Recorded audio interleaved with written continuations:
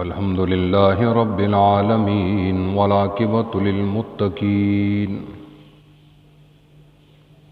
الصلاة والسلام على سيد الأنبياء والمرسلين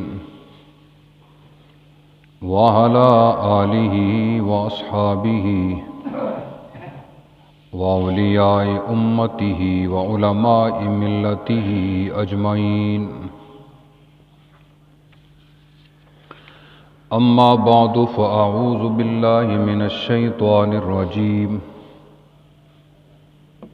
بسم الله الرحمن الرحيم.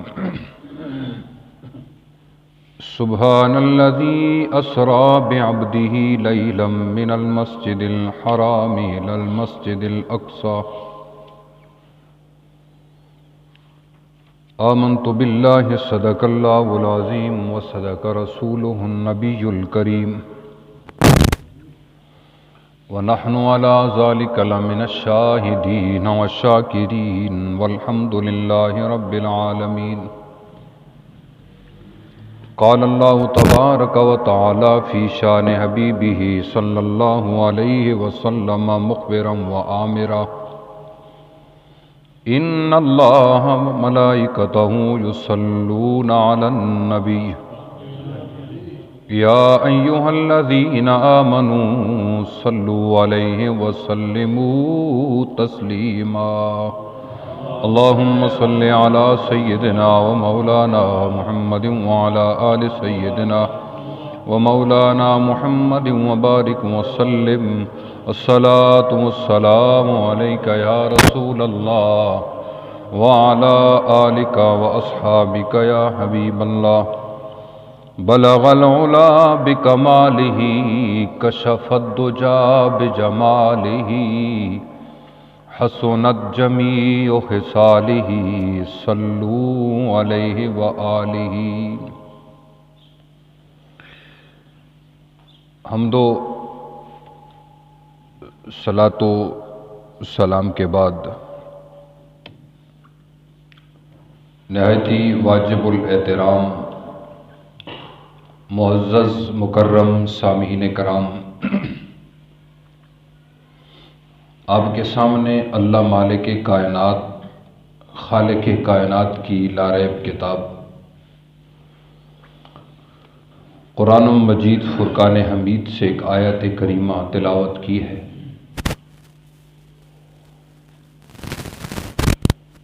جس کے اندر اللہ مالک الملک نے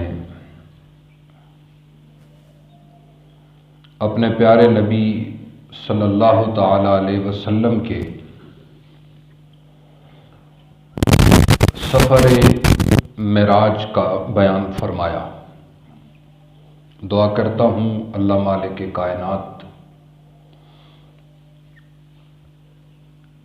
ہمیں حضور نبی کریم صلی اللہ تعالی علیہ وسلم کی شان بیان کرنے کی بھی اور آپ کے مقام کو سمجھنے کی توفیق عطا فرمائے. اور جس پیارے نبی کریم صلی اللہ تعالی علیہ وسلم کا کلمہ ہمیں نصیب فرمایا، دعا کرتے ہیں کہ اللہ مالک الملک اسی کلمے پر ہماری زندگی بھی ہو، اسی کلمے پر ہماری موت بھی ہو. اللہ مالک الملک نے ارشاد فرمایا: سبحان الذی اسری بعبدہ. ہر قسم کے چھوٹے بڑے عیب سے پاک ہے اللہ کی ذات. اسری بعبدہ کہ جس نے اپنے بندہ خاص کو سیر کرائی. لیلاً رات کے کچھ حصے میں، من المسجد الحرام الی المسجد الاقصی، مسجد حرام سے لے کر مسجد اقصی تک، الذی بارکنا حولہ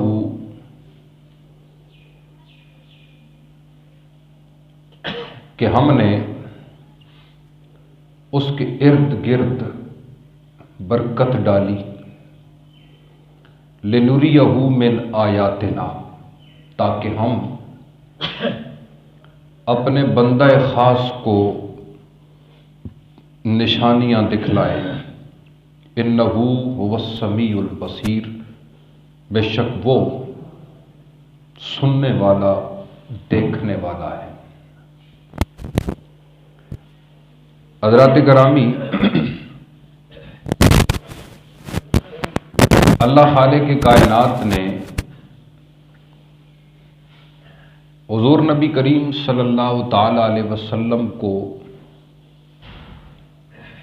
جو شان بخشی ہیں، جو مقام عطا کیا ہے، یہ سب سے جدا ہے، سب سے منفرد ہے۔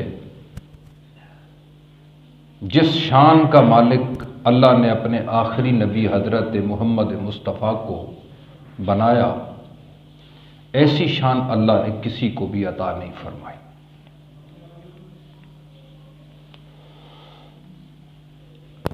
اللہ خالق کائنات، مالک کائنات،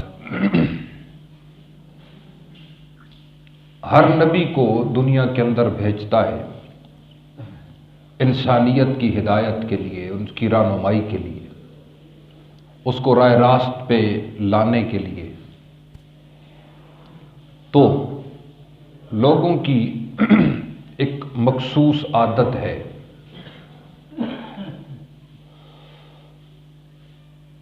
کہ وہ جو بھی نبی آتے، رسول آتے، ان سے معجزات طلب کرتے کہ اگر تم اللہ کے سچے اور برحق نبی ہو تو ہمیں کوئی معجزہ دکھاؤ، ہمیں کوئی ایسی چیز دکھاؤ کہ ہم یقین کر لیں کہ واقعی ہی تم اللہ کے نبی ہو۔ تو قرآن کریم کا انسان جب غور سے سمجھ کے مطالعہ کرتا ہے تو نبیوں نے، اللہ کے رسولوں نے دلائل دیے، اور اگر وہ بات سے، دلائل سے نہیں مانے تو پھر اللہ کے حکم سے اللہ نے ان کے ہاتھ سے ایک معجزے کو صادر فرمایا۔ تو دیکھنے کے بعد بھی کچھ لوگ ایمان لاتے تھے اور کچھ پھر بھی انکار کر دیتے تھے۔ یہ لوگوں کی عادت تھی۔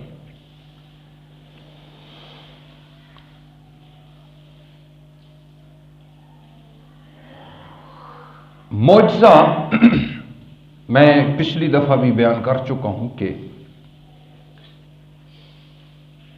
خرق عادت یعنی عادت کے خلاف کسی کام کا ہو جانا، جہاں پر انسان کے علم عقل کی انتہا ہو جاتی ہے، علم بھی عاجز آ جاتا ہے، عقل بھی عاجز آ جاتی ہے، وہاں سے معجزہ شروع ہوتا ہے۔ عقل اور علم کی جہاں انتہا ہو جائے، بس ہو جائے اور بالکل عاجز آ جائے تو وہاں سے معجزہ ہوتا ہے۔ اور اللہ تعالیٰ نے حضرت موسیٰ کلیم اللہ علیہ السلام کو 9 آیات یعنی 9 معجزے عطا فرمائے۔ آپ نے بارہا دفعہ سنا بھی ہوگا، پڑھا بھی ہوگا کہ موسیٰ کلیم اللہ علیہ السلام جب اپنی قوم بنی اسرائیل کو خطاب کرتے، اللہ کی طرف بلاتے، اپنی نبوت کا اعلان کرتے، رسالت کا اعلان کرتے تو بڑے دلائل دیتے، لیکن وہ لوگ نہیں مانتے تھے۔ آپ کے مقابل میں فرعون تھا جو خدا بنا ہوا تھا، لوگ ڈرتے تھے، اگر اس کو نہیں مانتے تھے وہ قتل کروا دیتا تھا۔ تو اللہ تعالیٰ نے حضرت موسیٰ کلیم اللہ علیہ السلام کے ہاتھ سے 9 نشانیاں، 9 معجزے صادر فرمائے۔ ایک جب آپ اپنا ہاتھ اپنی بغل کے اندر لے کے جاتے، جب باہر نکالتے تو چمک رہا ہوتا، سورج کی طرح چمکتا۔ اسی طرح آپ کے ہاتھ میں جو حصا مبارک تھا، چھڑی، اس سے آپ بہت سارے کام لیتے تھے۔ اندھیرا ہو تو وہ روشن ہو جاتی، آپ کے ہاتھ میں ہوتی تو۔ اسی عصا کو آپ نے پتھر کے اوپر مارا تو پتھر سے 12 چشمے نکل آئے۔ اسی عصا کو آپ نے سمندر کے پانی پر مارا تو سمندر نے راستہ بنا دیا۔ اسی عصا کو جب اللہ کے حکم سے، اللہ کا حکم ہوا موسیٰ کے فرعون کے دربار میں ہو، بڑے بڑے نامی گرامی جادوگر ہیں، رسیوں سے سانپ بناتے ہیں، لوگوں کی عقلیں معاف ہو جاتی ہیں، جب ہم اشارہ کریں، جب ہم حکم دیں تو آپ نے اپنے عصا کو پھینکنا ہے، اور جب آپ نے عصا کو پھینکا تو ایک بہت بڑا اژدہا بن گیا، بہت بڑا اژدہا بن گیا، اور اس نے سارے سانپوں کو کھا لیا، سارے سانپوں کو اس اژدہا نے کھا لیا۔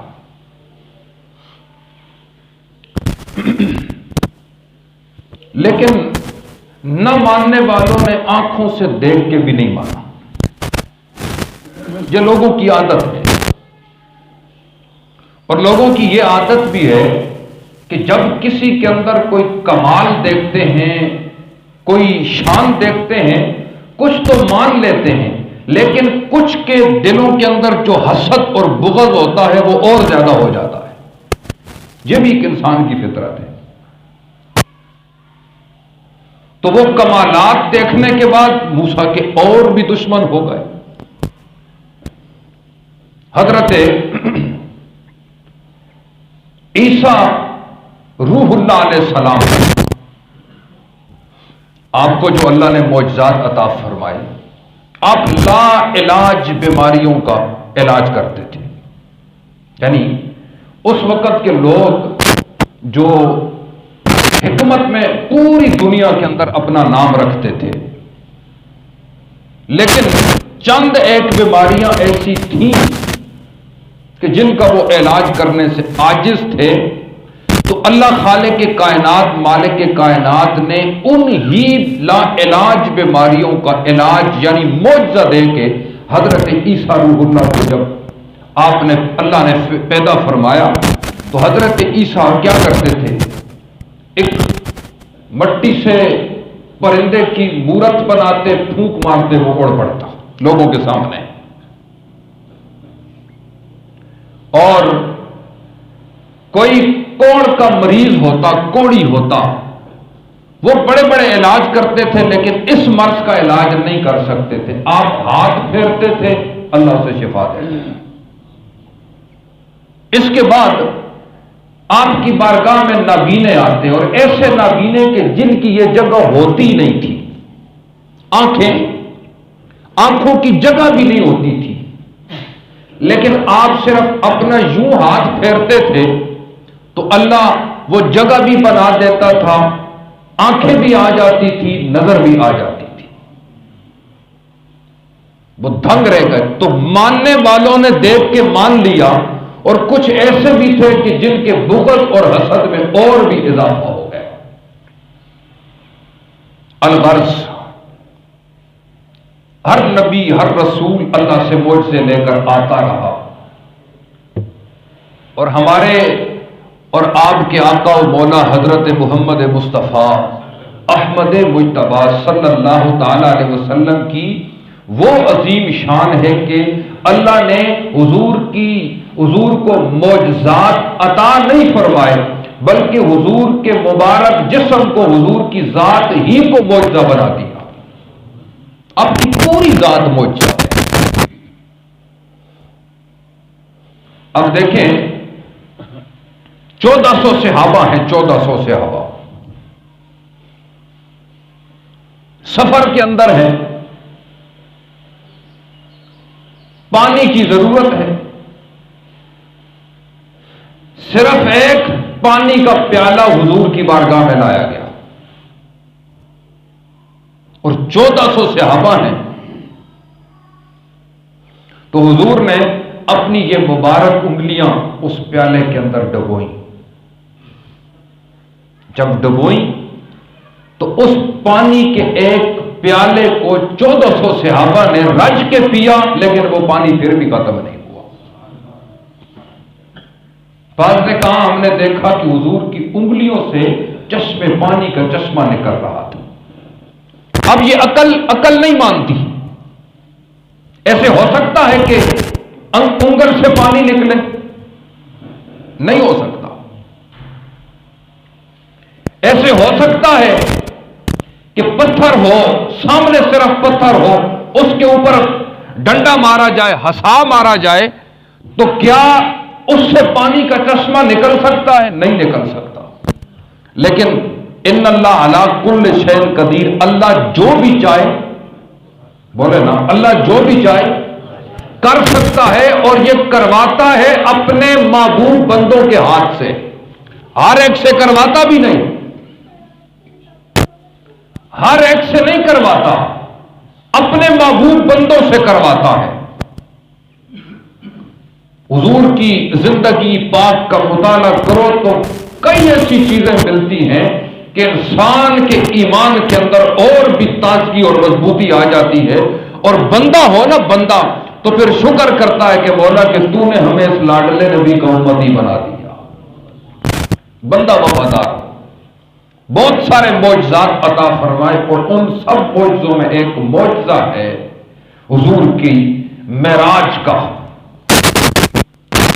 نبی علیہ الصلوۃ والسلام کو جو معراج کرائی گئی، یہ ایک بہت بڑا معجزہ ہے، اور یہ جو مقام اور یہ جو شان اللہ نے عطا فرمائی ہے، خالق کائنات مالک کائنات نے اور کسی نبی کو عطا نہیں فرمائی۔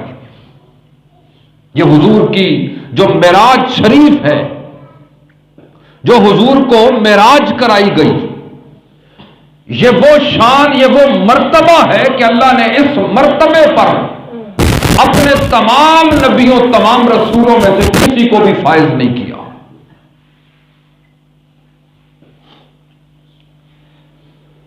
حضرات گرامی،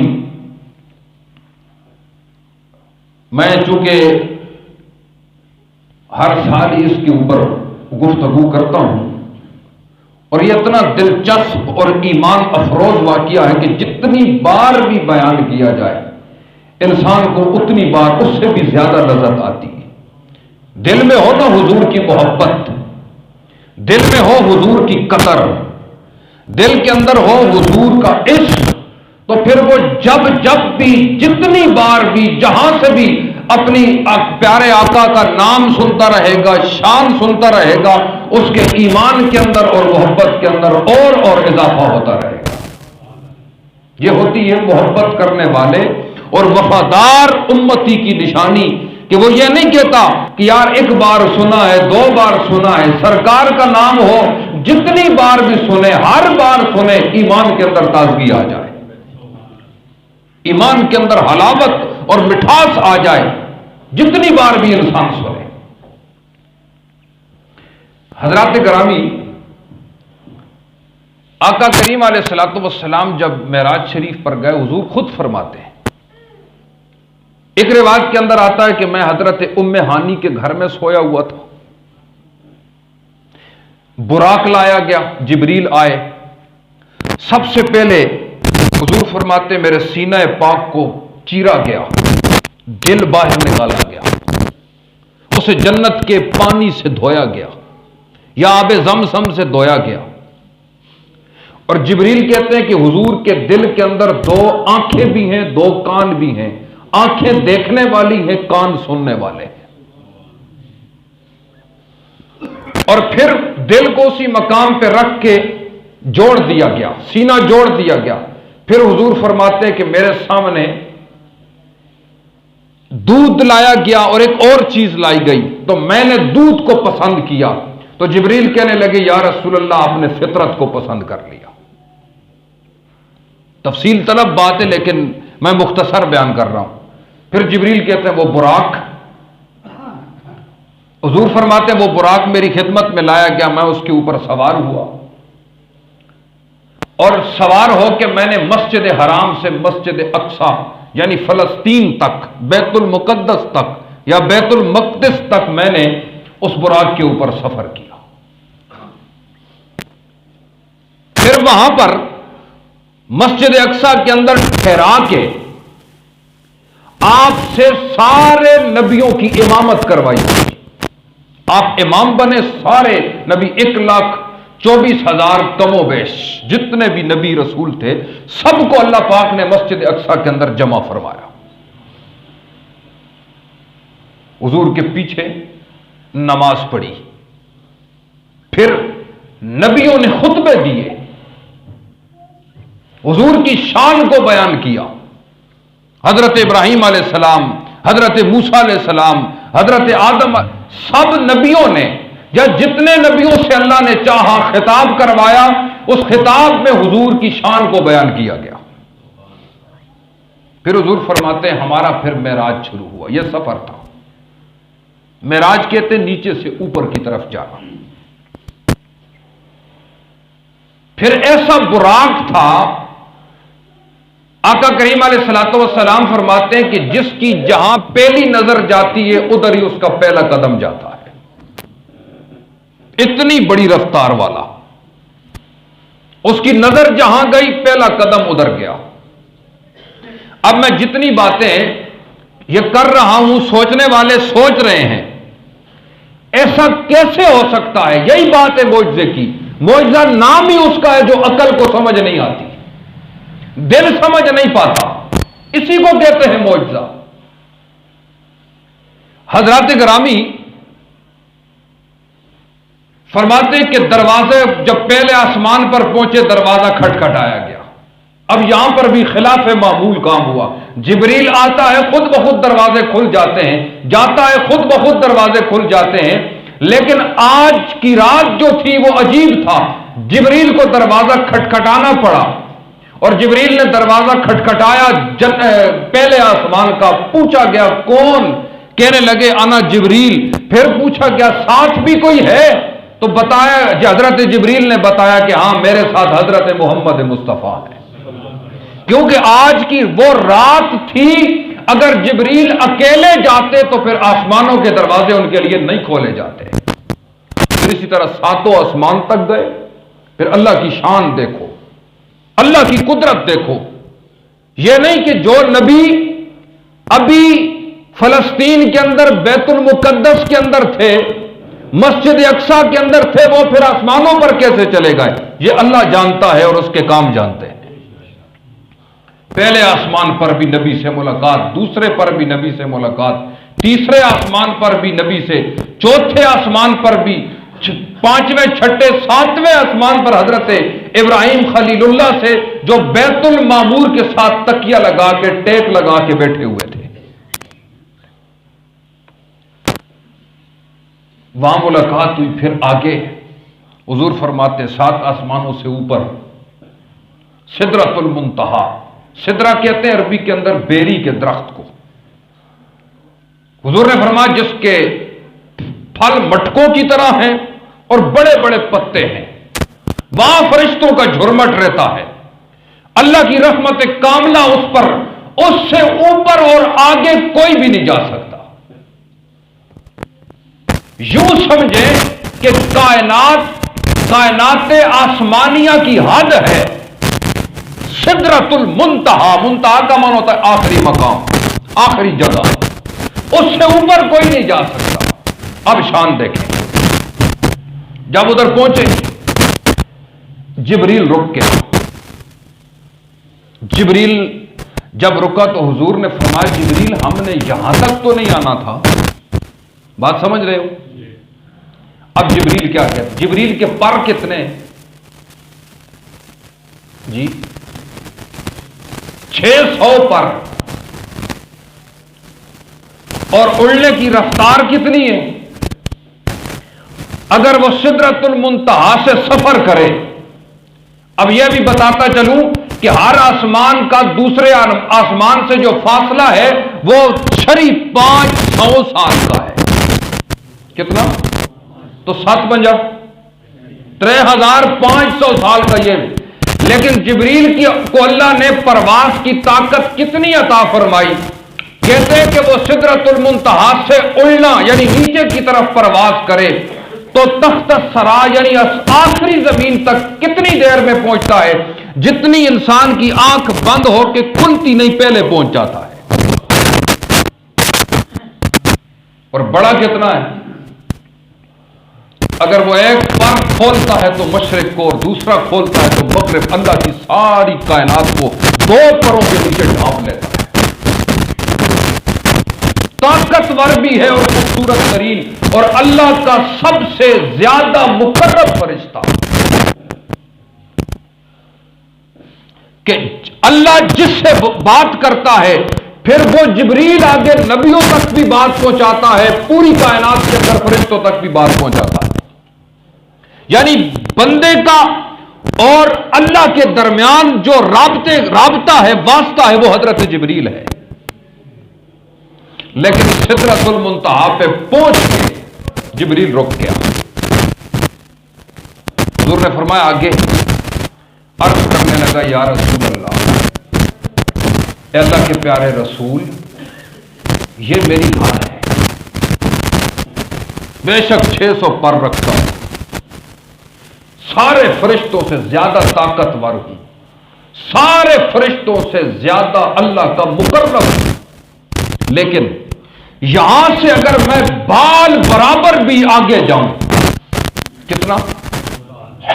یہ سر کا جو بال ہے، باریک بال ہے، نظر بھی نہیں آتا، اتنا بھی میں آگے جاؤں تو اللہ کی انوار و تجلیات سے میں جل کے راکھ ہو جاؤں گا، میں نہیں جا سکتا. حضور مسکرا پڑے. فرمایا جبریل، یہاں تک آئے تھے ہم تیری طاقت سے، تیرے ساتھ سے، ابھی تو ہماری طاقت شروع ہی نہیں ہوئی. یہ میں اپنے الفاظ میں کہہ رہا ہوں. جبریل، یہاں تک تیری طاقت تھی، تیرا ساتھ تھا، ہم نے ابھی اپنی طاقت استعمال یہاں تک کی ہی نہیں ہے.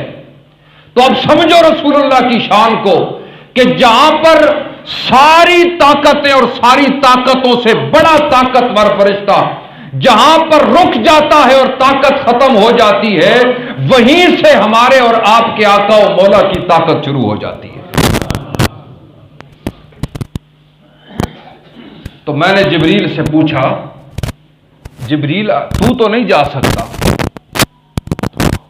اور یہاں پر مولانا عبد الرحمن جامی رحمت اللہ تعالی علیہ، جن کا مزار افغانستان کے اندر ہے، بہت بڑے اللہ کے ولی اور بہت بڑے عالم دین، صاحب کرامت ولی، اور جو مشہور اس بات سے ہیں کہ وہ رسول اللہ کے عاشق تھے، جن کے لیے حضور کا سلام آتا تھا.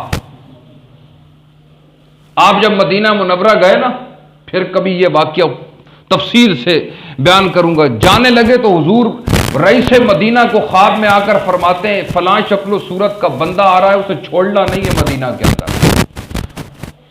تو رئیس مکہ نے وہ حلیہ دیکھ کے واپس کر دیا، دوبارہ آنے کی کوشش کی، پھر حضور تشریف لائے، کہا پھر آ رہا ہے. تیسری بار، چوتھی بار جب یا تیسری بار آیا تو رئیس مکہ مدینہ نے انہیں جیل کے اندر ڈال دیا. پھر حضور تشریف لا، آپ نے فرمایا کہ وہ ایسا ویسا بندہ تو نہیں ہے کہ اسے تو نے گرفتار کر کے جیل کے اندر ڈال دیا، وہ بندہ ایسا ہے اگر وہ میری قبر پر پہنچ آتا تو اس کے استقبال کے لیے مجھے قبر سے ہاتھ باہر نکالنا پڑتا.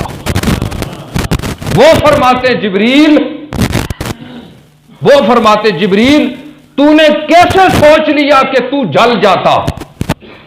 ارے وہاں تو میرے کریم آقا کے جو پاؤں مبارک سے لگے ہوئے نالین ہیں وہ بھی نہیں جلتے تھے، تو کیسے جل جاتا؟ لیکن حضور جب اوپر تشریف لے کے گئے تو پوچھا جبریل حل حاجتک، تیری کوئی حاجت ہے؟ تو اب جبریل کو پتا ہے کہ رسول اللہ کس طرح خوش ہوتے ہیں، کس طرح حضور خوش ہوتے ہیں.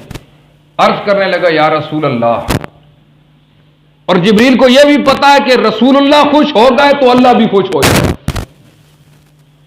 ورنہ لاکھوں سال تک کھڑا ہو کہ اللہ کی بندگی کرنے والا، اللہ کی تسبیحات کرنے والا، اللہ کی پاکی کو بیان کرنے والا، اب اسے بھی ضرورت پڑ گئی ہے اللہ کو راضی کرنے کی، تو اللہ اسے پتا ہے کہ اللہ راضی کیسے ہوتا ہے، درمیان میں واسطہ ڈال رہا ہے حضرت محمد مصطفیٰ۔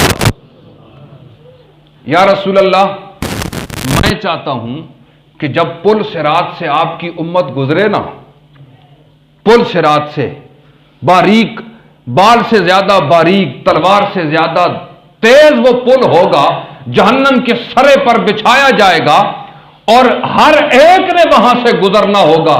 میں چاہتا ہوں یا رسول اللہ، جب آپ کی امت کی باری آئے، اللہ مجھے اجازت دے دے تو میں آپ کی امت کے پیروں تلے اپنے نورانی پروں کو بچھا ڈالوں، تاکہ وہ بال سے زیادہ باریک پل کے اوپر قدم نہ رکھے، بلکہ میرے نورانی پروں پر وہ چل کے سیدھا جنت کی طرف چلی جائے۔ یہ بات ہے۔ اب امت محمدیہ کا حق بنتا ہے نا اپنے نبی کی شان کو سمجھنے کا۔ حضور فرماتے ہیں پھر بہت سارے مقامات کی مجھے سیر کرائی گئی، میں نے جنت کو بھی دیکھا، میں نے جہنم کو بھی دیکھا۔ یہ دو باتیں ہیں، جنت کو بھی میں نے دیکھا، جہنم کو بھی میں نے دیکھا۔ حضور فرماتے جب میں نے بہت ساری چیزیں جنت میں دیکھی، ان میں سے ایک بیان کرتا ہوں۔ حضور نے فرمایا میں نے اس جنت کے اندر پتہ ہے کس بندوں کو دیکھا؟ میں نے اپنی امت کے ان لوگوں کو دیکھا، ان جوانوں کو دیکھا یا ان لوگوں کو دیکھا جو بالکل بھولے بالے سادے تھے، بالکل بھولے بالے، چالاک نہیں تھے۔ اس کی تفسیر علماء یوں بیان کرتے ہیں کہ مثلا کسی گھر کے اندر، کسی ماحول کے اندر ایسا بندہ پیدا ہو گیا کہ جس نے داڑھی رکھ دی، سمجھ آ رہی ہے؟ پکی نماز پڑھتا ہے، اپنا طور طریقہ اس نے سنت کے مطابق ڈھال لیا ہے، اور گھر والے بھی اس کے ساتھ ہنستے ہیں، یار یہ ہمارے اندر جناب والا ہے، کوئی سائیں بندہ پیدا ہو گیا، کوئی مولوی ٹائپ کا بندہ پیدا ہو گیا، کوئی فقیر قسم کا بندہ پیدا ہو گیا۔ اس کے دوست بھی اس کے ساتھ کیا کرتے ہیں؟ حضور نے فرمایا کہ وہ اس کے ساتھ مذاق کرتے ہیں، لیکن میں نے اسی کو دیکھا ہے وہ جنت کے اندر ٹہل رہا ہے، لیکن میں نے دیکھا جو اپنے آپ کو بڑا چالاک سمجھتے تھے وہ جہنم کے اندر تھے، وہ جہنم میں تھے۔ اور پھر حضور نے فرمایا میں نے جہنم کو دیکھا، تو حضور نے افسوس کرتے ہوئے فرمایا کہ میں نے جہنم کے اندر اپنی امت میں سے عورتوں کی تعداد کو بہت زیادہ دیکھا۔ پھر آگے بالخصوص پردے کے متعلق جو اپنے سر کے بالوں کو ننگا اس لیے کرتی تھی کہ غیر مرد کی نظر پڑے، اپنے جسم کی کپڑے وہ ایسے پہنتی تھی کہ بندے مائل ہو جائیں۔ یہ ایک حدیث پاک ہے، بہت بڑی حدیث پاک ہے، اور حضور نے اس زمانے کا نقشہ کھینچ کے رکھ دیا ہے۔ پردہ کتنا لازمی ہے عورت کے لیے، اگر وہ شرم و حیا کی پیکر بنے گی اس کے سارے اعمال قبول ہیں۔ لیکن ہم نے سنا بھی ہے کئی بار ٹیلی ویژن کے اوپر بھی، اور یہ چیزیں آتی بھی رہتی ہیں، جناب والا پردہ دل کے اندر ہونا چاہیے، شرم و حیا کا تعلق دل سے ہونا چاہیے، ظاہری اپنے آپ کو ڈھانپنے کی ضرورت نہیں۔ تو ان سے ایک سوال ہے، کیا تو حضرت بی بی فاطمہ سے زیادہ پاکیزہ ہے؟ پردے کا حکم تو اس بی بی فاطمہ کو بھی ہے کہ جو اپنے گھر کے کمرے سے باہر آتی تھی تو اللہ کے ملائکہ، نورانی ملائکہ بھی اپنی آنکھوں کو شرم سے جھکا لیتے تھے۔ پردے کا حکم تو اس پاکیزہ ہستی حضرت بی بی فاطمہ کو بھی ہے۔ ان کے دل سے پاکیزہ دل کس کا ہو سکتا ہے؟ پردے کا حکم تو حضرت سیدہ بی بی عائشہ صدیقہ کو بھی ہے، جس کی صفائی اور پاکیزگی کی گواہی اللہ کے قرآن نے دی ہے۔ ان کو بھی حکم نہیں کہ بغیر پردے کے باہر نکلو۔ تو پھر یار ہماری عورتیں حضور نے فرمایا میں نے اپنی امت میں سے اکثر عورتیں دیکھی ہیں جو جہنم کے اندر تھیں. دعا کرو اللہ تعالیٰ ہمیں سمجھنے کی توفیق عطا فرمائے. اللہ تعالیٰ ہمیں حضور کریم آقا علیہ الصلوۃ والسلام کی شان کریمی اور وہ بلند شان جو اللہ نے عطا فرمائی ہمیں اس شان کو سمجھنے کی توفیق عطا فرمائے. دنیا کے اندر اگر خیر چاہتے ہو تو حضور کا دین ہے. حضور کے دین کے علاوہ کہیں بھی خیر نہیں ہے، کہیں سے بھی نعمت نہیں ہے، کہیں سے بھی رحمت نہیں ہے. اگر خیر ہے، نعمت ہے، نعمتوں کے دروازے اور رحمتوں کے دروازے اگر اپنے گھروں کے اندر کھلوانا چاہتے ہو تو حضور کے دین کی طرف آؤ. یہی وہ راستہ ہے کہ جہاں اللہ کیا ہو جائے گا، راضی ہو جائے گا. دعا کرو اللہ سمجھنے کی توفیق عطا فرمائے. وآخر دعوانا